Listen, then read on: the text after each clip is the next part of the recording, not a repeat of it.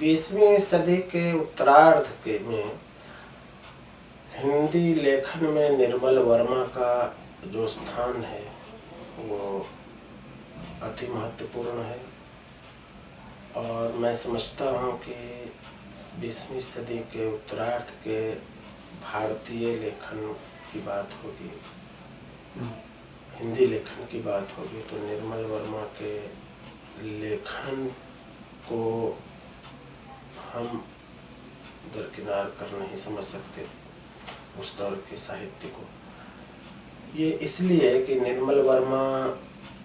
एक ऐसी शख्सियत साहित्य की जगत में थी जो मुझे लग रहा है कि उन पर हमें इतना सोच समझ करके और इतनी बारीकी से बात करनी पड़ेगी उनको कि साहित्य का पूरा जो दौर है उसको समझना बहुत जरूरी होगा। अब निर्मल वर्मा क्या थे? देखिए, पहली दफा निर्मल वर्मा का सबसे महत्वपूर्ण योगदान ये है कि पूरे 20वीं सदी के उत्तरार्ध का दौर, आप विश्व इतिहास को देखें तो दूसरे विश्व युद्ध के बाद भारतीय जो विभाजन का इतिहास कहें, पार्टीशन का कहें, स्वाधीनता आंदोलन के बाद एक नए भारत का निर्माण हो रहा था, नए समाज बन रहा था, उस दौर में वो विकसित होता है, उनका लेखन पूरा चलता है। और 21वीं सदी के शुरुआती दौर तक वो 2005 में उनका निधन होता है। अब आप देखिए कि ये पूरा जो दौर था विश्व इतिहास से लेकर भारतीय इतिहास का एक बहुत महत्वपूर्ण है और उसी बुनियाद पर हम आज का हमारा भारतीय लेखन, साहित्य, समाज आगे बढ़ सकता है। बतौर साहित्यकार निर्मल वर्मा की पैदाइश तो शिमला में हुई थी, पहाड़ों में, और वहाँ से वो दिल्ली आए, सेंट स्टीफेंस कॉलेज में पढ़े, मास्टर्स किया, एमए किया दिल्ली विश्वविद्यालय के सेंट स्टीफेंस जैसे श्रेष्ठ कॉलेज में पढ़ाई करके। और कई कहानियाँ उनका मिलता है, पिक्चर पोस्ट कार्ड के हैं, बहुत अच्छी प्रेम कहानी है। कैसे टीटीसी की बसों में यात्रा करते हुए कनॉट प्लेस, तमाम दिल्ली की जगहें आती हैं उसमें, तो कुल मिलाकर के वो करते हैं। और 1959 में वो प्राग जाते हैं, चेकोस्लोवाकिया जाते हैं। लेकिन मैं थोड़ा सा ये चाहूँगा कि उनका जो पैदाइश है तो शिमला और पहाड़ी जीवन का, जब मैं निर्मल जी से मैं कई बार मिला हूँ, कई बार उनसे बातचीत की है, मुझे बहुत प्यार करते थे और लगभग हिंदी के तमाम 1990 के बाद,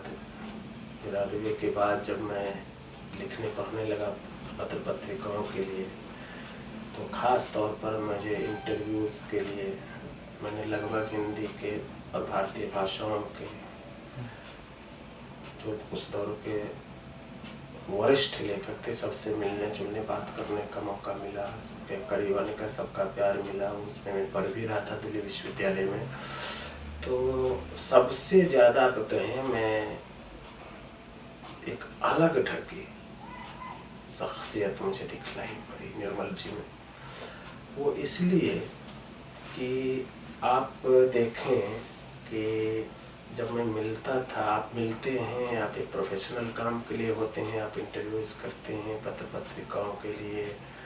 आपको ज़रूरत है, उनको भी ज़रूरत रहती है छपने और अपने को लोकप्रियता बढ़ाने के लिए, कहीं ना कहीं ये चलता है। लेकिन निर्मल जी के साथ मिल करके आपको लगता था कि आप जो है प्रोफेशनल नहीं, आप व्यक्तिगत स्तर पर उनसे मिल रहे हैं। साहित्य कैसा है, अलग अलग क्षेत्र की जो शख्सियतें होती हैं अपनी विशेषज्ञता के लिए जानी जाती हैं और उसके बारे में उनका होता है, और आपके साथ एक कहीं न कहीं प्रोफेशनल रिलेशन होता है। निर्मल जी के साथ खासियत ये थी, मैंने जब भी मिला उनसे मैंने देखा कि वो कहीं न प्रोफेशनली उनमें वो था ही नहीं, खासकर मिलने जुलने के तौर तरीके में एकदम अपनत्व, एकदम लगेगा कि आपको जो है वो बहुत आपकी परेशानियां क्या हैं, आपके दिक्कतें क्या हैं, व्यक्ति पर्सनल लाइफ की आपकी क्या दिक्कतें हैं, पढ़ाई में क्या कोई बाधा, विद्यार्थी है, मैं विद्यार्थी था, विश्वविद्यालय PhD कर रहा था, उसी दौर में कई बार उनसे मिला। उन दिनों राष्ट्रीय सहारा में काम करता था, साहित्य पेज और संपादकीय पेज। तो जब भी उनसे बातचीत में करता था, देखता था कि जो है आपकी PhD पूरी हो गई, आपके जो मैंने उनको बताया था सारी चीज़ें कि PhD की वजह से, तो उनको लगता था कि आपकी कोई दिक्कत है, मैं किसी से बात करूं, किसी से मेरी बात करने से आपकी समस्या दूर हो जाए। तो आप समझिए कि एक लेखक एक जो है व्यक्तिगत स्तर पर आपकी समस्याओं से वो इतना संजीदगी से ले रहा है और आपकी मदद करने के लिए वो ऑफर दे रहा है। और अब मैं थोड़ा सा ये चाहूँगा कि आप उनके व्यक्तित्व को देखें। जब मैं उनसे पहली दफ़ा मिला था 2001 में, उन दिनों वे पटपरगंज में शहर विकास सोसाइटी है, वहाँ रहते थे ग्राउंड फ्लोर पर। और जब मैं गया तो दरवाज़ा गगन जी ने खोला। गगन जी उनकी दूसरी पत्नी थी, दोनों में उम्र का बहुत गैप भी था, 40-50 साल की गगन जी थी और वो लगभग 70-75 के थे। गगन जी हिंदी की कवित्री थी, बड़ी कवित्री थी। तो गगन जी ने दरवाज़ा खोला और समझिए कि 5 बजे के आसपास में 4-5 बजे में पहुंचा था। उसके बाद गगन जी अपना सोफे पर बैठकर TV देख रही थी और मैंने देखा कि जैसे मैं अंदर गया, निर्मल जी आए और उनके बड़ी सी लाइब्रेरी थी, समझिए कि एक अच्छी खासी लाइब्रेरी थी और अपना एक सिंगल बेड बिस्तर, उसके बगल में टेबल पर रखी हुई दवाइयाँ, किताबें, पत्र पत्रिकाएँ, बहुवचन, ग्रांटा, ये सब। वर्जीनिया वुल्फ के बहुत बड़े फैन थे उनके, तो उनकी तस्वीर उनके बिस्तर के ऊपर थी। एक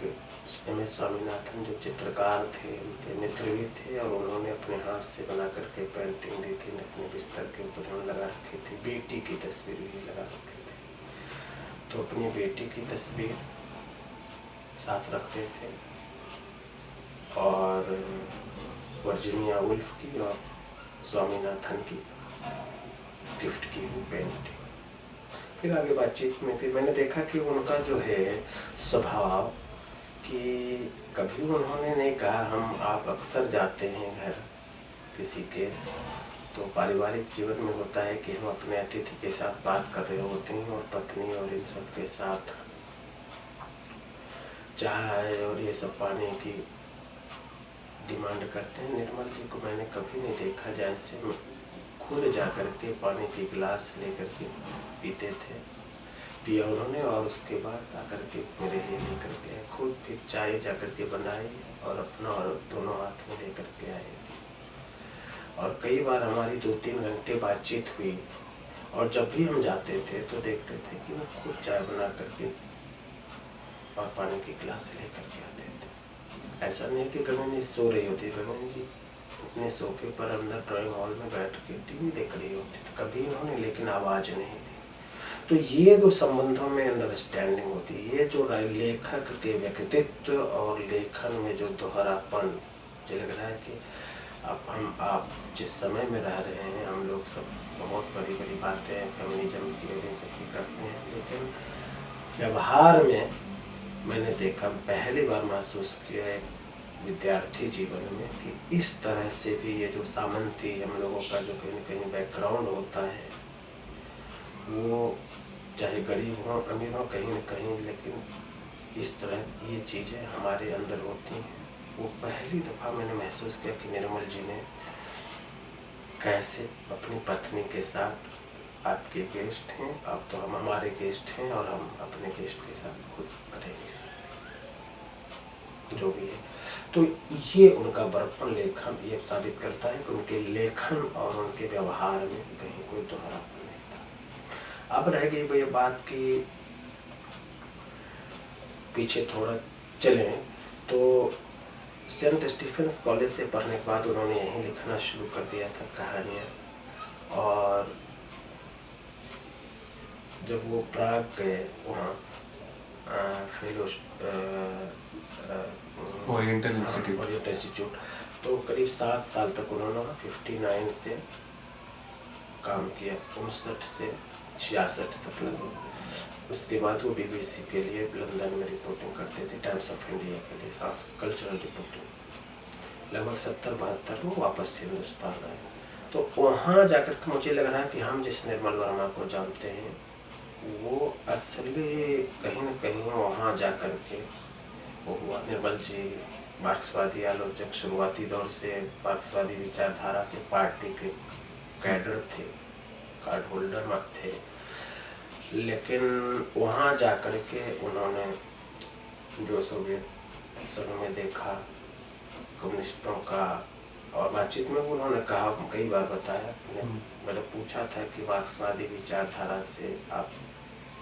कैडर थे लेकिन आपका जो मोह भंग उसकी वजह, तो उन्होंने पूरे अत्याचार जो को देखा, महसूस किया। उन्होंने कहा कि कम्युनिस्टों विचारधारा और इन सबसे मैं प्रभावित हुआ था विद्यार्थी जीवन में, और इसलिए मैंने पार्टी की सदस्यता ली। लेकिन मैंने वहाँ उनका जो रूप देखा, जो अत्याचार और दमन देखा, क्रूरता देखी, उसमें मुझे बहुत मेरा वो भंग किया। तो दरअसल इसको देखिए, ये तो है कहने की बात है, और लेकिन असली जब हम निर्मल जी की गहराई में उतर कर देखते हैं तो मैंने महसूस किया कि पहाड़ पर एक व्यक्ति पैदा होता है शिमले में। पहाड़ों में आप देखिए ऊंचाई होती है, गहराई होती है, वहाँ सपाट मैदान नहीं होता। तो मैंने निर्मल जी से पूछा भी था कि सर आपके लेखन में गहराई है, ऊंचाई है, वो मैदानी फैलाव का अभाव दिखता है। तो निर्मल जी ने बताया था मुझे कि देखिए किसी भी लेखक के या किसी व्यक्ति के खातौर पर कभी लेखक अपने लेखनी के माध्यम से अभिव्यक्त करता है तो उसको समझना आसान होता है। तो उनका कहना था कि देखिए कोई भी जो लेखक होता है वो उसके परिवेश का, उसके भूगोल का, उसके व्यक्तित्व और लेखन, उसके चिंतन पर बहुत ज़्यादा असर होता है। इस संदर्भ में उन्होंने मुक्तिबोध की बात की थी। उन्होंने कहा था कि देखिए मुक्तिबोध महाराष्ट्र और मध्य प्रदेश का उनके लेखन चिंतन पर बहुत ज़्यादा व्यक्तित्व पर असर था। तो इस बात को उन्होंने स्वीकार किया कि मेरे अंदर गहराई और वो है। इसलिए आप देखिए कि जब वैचारिक उनके निबंधों को आप पढ़ेंगे तो कितनी गहराई से बात करते हैं। तो ये चीज़ें थी कि वहाँ से पहाड़ और ये पूरा जो भारत से विस्तार वो प्राग गए, और जब वहाँ उन्होंने देखा तो वो जिस दौर में थे हम बता चुके हैं कि वो दौर प्रगतिशील लेखन का दौर था भारत में। मार्क्सवादी लेखकों का वर्चस्व था पूरे लेखन पर। अज्ञेय और निर्मल वर्मा हमारे बीच दो ऐसे लेखक थे जिन्होंने मार्क्सवादी प्रगतिशील लेखन से हट करके पूरे लेखन और चिंतन को आगे बढ़ाया। अज्ञेय ने व्यक्ति को बढ़ाया, निर्मल ने स्मृति और इतिहास। तो स्मृति और इतिहास क्या था, खासकर आप देखें कि निर्मल वर्मा के पूरे लेखन में जब हम उनका मूल्यांकन करें तो पश्चिमी संस्कृति और भारतीय संस्कृति, भारतीय परंपरा के बीच के अंतर द्वंद्व कहाँ है, इस पर पूरा उनके लेखन उन्होंने तरफ चिंतन को फोकस किया और स्पष्ट है कि मार्क्सवादी और प्रगतिशील लेखन से ये अलग लाइन है। और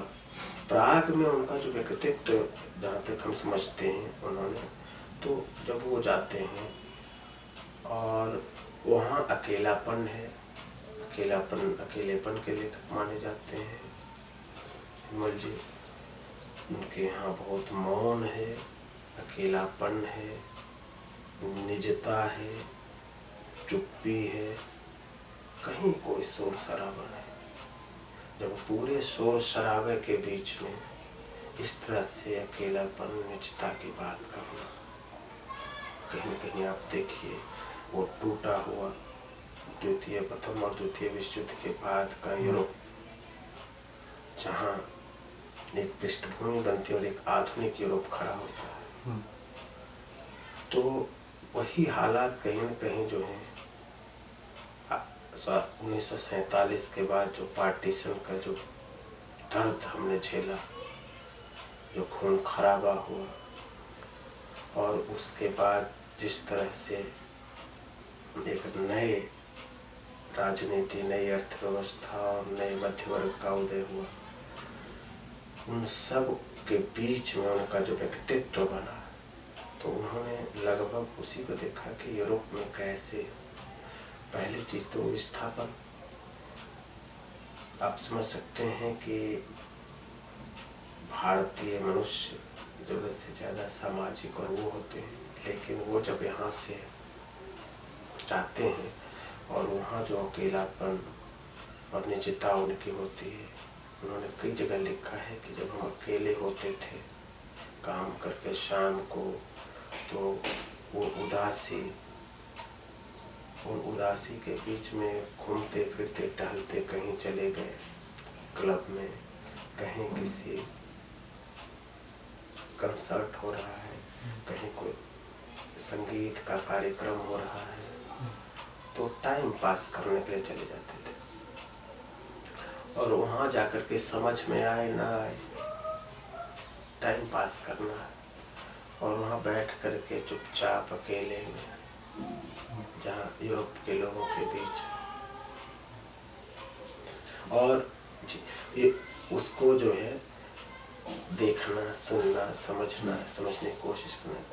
हर कोई जो है शुरुआत, उन्होंने लिखा है कि मुझे शुरू में समझ में बात नहीं आती थी, मैं संगीत में ये वहाँ की चीज़ें, लेकिन मैं उसको, हमारे पास था, उसको देखना, और धीरे धीरे आप जो है तो थोड़ा बहुत समझने लगते हैं, और फिर उससे आपकी दिलचस्पी बढ़ने लगती है। तो कहीं न कहीं जो उनके लेखक का जो है, लेखक के कलाकार का जो गुण था, बाद में उन्होंने कहा कि मैं लेखक इसलिए बन पाया आज जहाँ तक पहुँचा हूँ बातचीत में, कि साहित्य की जो पड़ोसी कलाएं हैं उन्होंने मुझे बहुत प्रभावित किया। इसे आप देखें, उनके अपने सगे भाई हैं चित्रकार राम कुमार, बहुत बड़े,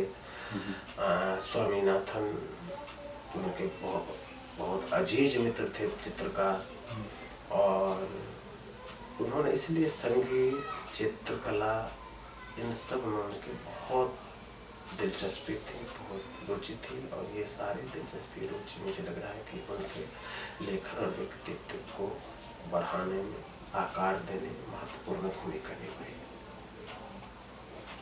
तो इन सबको जब आप देखेंगे तो इस तरह से वहाँ उनका चलता है। उसके बाद जब वो भारत आते हैं 70-72 में, फिर यहाँ लंबे समय तक वो करोल बाग में रहते हैं, दिल्ली में, और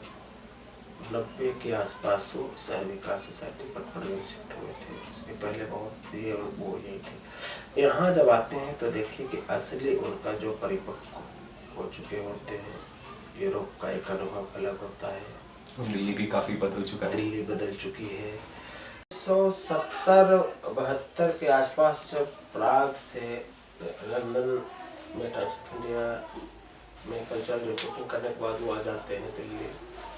और उस दौर में यहाँ जो है नई कहानी आंदोलन का पूरा दौर शुरू हो चुका होता है। प्रगतिशील आंदोलन और प्रगतिशील लेखन, कविता और कहानी के क्षेत्र में बहुत सक्रिय है।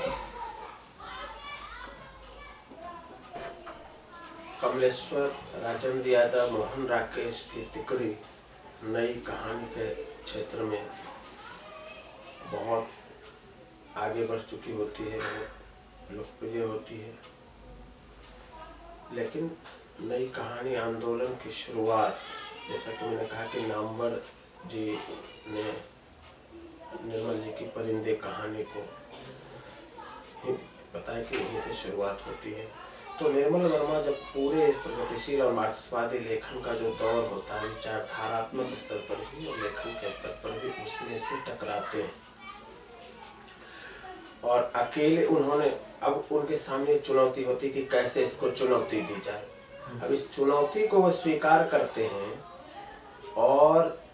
इतिहास, स्मृति को आधार बनाते हैं। तो भारतीय संस्कृति बनाम पश्चिमी संस्कृति का अंतर्द्वंद और उसमें इतिहास और स्मृति को आप अपने पूरे चिंतन में जोड़ते हैं। इनके तमाम जो निबंध संग्रह हैं, कहानियां हैं, वो आप देखें तो निर्मल वर्मा वहाँ पर आकर के, और उसके बाद वो चुनौती, अज्ञेय और निर्मल वर्मा दो ही ऐसे लेखक हैं जो पूरे मार्क्सवादी लेखन का जो पूरा एक, समझिए कि 50 साल आजाद 1950 के बाद के पूरे 50-60 साल का जो है, 16 से विक्टर तक के लगभग रखें तो 4-5 दशक का जो पूरा ये दौर है, उसमें निर्मल वर्मा अकेले पूरे प्रगतिशील लेखन के सामने, और भी नाम है कुछ, लेकिन मुख्य तौर पर यही दोनों जो है उसको चुनौती देते हैं। और लगातार इनके ऊपर मार्क्सवादियों का भी हमला होता है, लगातार इनको उनके का विरोध झेलना पड़ता है। तो सर वो विरोध में था क्या, जो क्रिटिसिज्म क्या था सर उनका? विरोध, देखिए विरोध ये होता है कि लेखन में लेखक का विरोध तो उस तरह से तो है नहीं, लेकिन कहीं न कहीं आलोचना, या क्योंकि जो प्रगतिशील और जनवादी लेखक संघ जैसी संस्थाएं थी या जो मार्क्सवादी आलोचक थे, तो उनके जो है लिख कर कहीं, लेखक तो लिख कर कहीं हमले करेंगे वो, और वो उस तरह से तो लाठी डंडे तो चला नहीं सकते, तो लिख करके इन पर जो है या इनके खिलाफ बोल करके या पत्र पत्रिकाओं में इनके ऊपर टिप्पणियां लिख करके, तो ऐसे इनके ऊपर बहुत हमले हुए और लगातार होते रहे। लेकिन जब मैंने इनसे पूछा था मुलाकात में कि इतने विरोध और इतना कुछ होता है, वो उन्होंने कहा कि देखिए मैं लेखक हूँ और मैं जो है अकेला हूँ, तो मैं जो है अपनी बात किस से लड़ूं, मैं तो अपनी बात अपने जो कर रहा हूँ वो आने वाले समय वो बताएगा, और मैं तो अपना रचनाकार हूँ, मैंने अपनी रचनाएं दे दी, मैं लिख रहा हूँ उसी अपनी जो मेरी विचारधारा है, अपनी जो सोच है, अपना जो चिंतन है, और उस पर आगे की पीढ़ियाँ विचार करेंगी, लेकिन मैं सीधे इस तरह से जो है तो कर नहीं सकता। तो ये कहने का ये था कि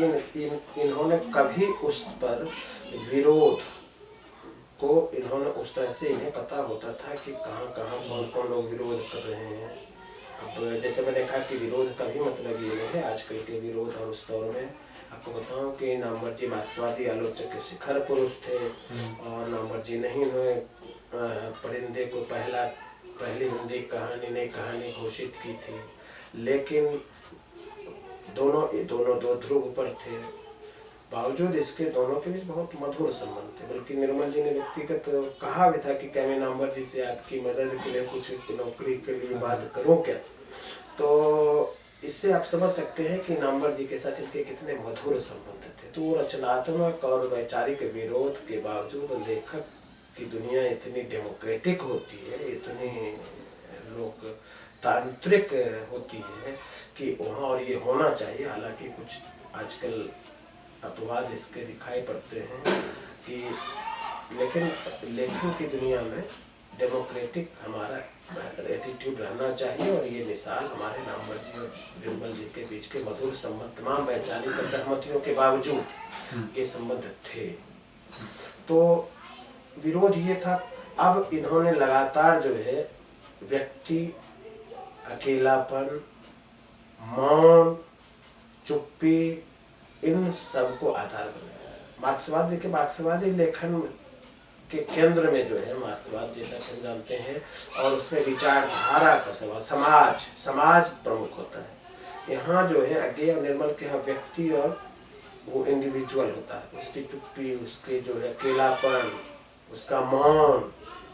और ये तो इस पूरे को और ये सारी परिस्थितियाँ देखिए, पूरा अस्तित्ववादी दर्शन से कहीं न कहीं ये जोड़ करके देखें तो विश्व युद्ध के बाद जो अकेलापन, जो ये था, ये सब हमें दिखलाई पड़ता है। ठीक है, तो कुल मिला करके ये हम देखते हैं। अब आप आइए कि निर्मल जी के जो कुछ मैंने पूछा कि कुछ बचपन के आपकी ऐसी चीजें हैं, क्योंकि हमारी बातचीत बहुत अनौपचारिक और वो भी थी पर्सनल भी, तो मैंने पूछा कि आपको बचपन के किन मित्रों की याद सताती है, तो उन्होंने कहा था कि स्वामीनाथन को मैं बहुत मिस करता हूँ, आज भी उनकी याद आती है, मैं बहुत भावुक हो जाता हूँ। तो स्वामीनाथन चित्रकार इतने प्रिय उनके थे। फिर उन्होंने,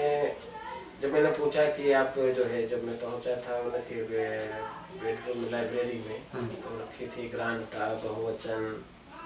ग्रांट, उन्होंने कहा कि मैं आजकल ग्रांटा पढ़ रहा हूँ, और उसमें उन्होंने बताया कि वो जितने कलाकार हैं, संगीतकार हैं, उन सबों के ऊपर जो है इसमें संस्मरणात्मक लेख है। तो संस्मरणात्मक लेखों को भी उनको पढ़ना बड़ा अच्छा, बहुत रुचि थी। एक विचित्र सी आदत जो उन्होंने बताया कि मेरी एक विचित्र सी आदत है, जो कि शायद बहुत कम लेखक और पढ़ने लिखने वाले लोगों की होती है। उन्होंने बताया था कि देखिए मेरी एक विचित्र आदत है कि मैं एक साथ 4-5 किताबें पढ़ता हूँ। और वो 4-5 किताबें, उनका कहना था कि देखिए मैंने किताब उठा ली, अब 2-4-10 पन्ने 20 पन्ने पढ़ लिए, जो अच्छी लगी मेरे मूड पर निर्भर करता है। अब वो फिर दूसरी आ गई तो उसको मैंने पढ़ना शुरू कर दिया, वो उसमें ज़्यादा दिलचस्पी आ गई, उसको मैं पढ़ता चला गया। फिर तीसरी आ गई, चौथी, इस तरह से 3-4-5 किताबें आ जाती है। कोई पता चला उसमें से छूट जाती हैं। फिर कई दिन बाद जाकर के उसके बाद लगता है कि अच्छा वो किताब छूटी, फिर उसको पढ़ता, महीनों बाद वापस। हाँ, तो ये एक अपनी विचित्र आदत, उन्होंने कि मेरी एक विचित्र आदत है, इसको अच्छा कहें बुरा कहें, लेकिन मेरी ये आदत है कि मैं एक साथ 4-5 किताबें इस तरह से चुनता रहता हूँ, अपने मूड के हिसाब से उस किसी को ख़त्म कर देता हूँ, किसी को पीछे छूट जाती है, फिर उसको दोबारा दूसरे फिर ब्रेक के बाद पढ़ता हूँ, उस तरह से। तो ये भी निर्मल जी की थी। अब तो मैं थोड़ा सा राजनीतिक जो उनके थे, बाबरी मस्जिद वाला प्रकरण, बाबरी मस्जिद के बाद उनके गुजरात को लेकर के, गुजरात का जो दंगा हुआ था 2018 कत्लेआम, उस दौर में ही मैंने तमाम लेखकों से बात की थी, और मैंने जितने भी बातचीत की थी, वो चाहे कुतुल हैदर हो, मोहम्मद फराज हो, इंतजार हुसैन हो,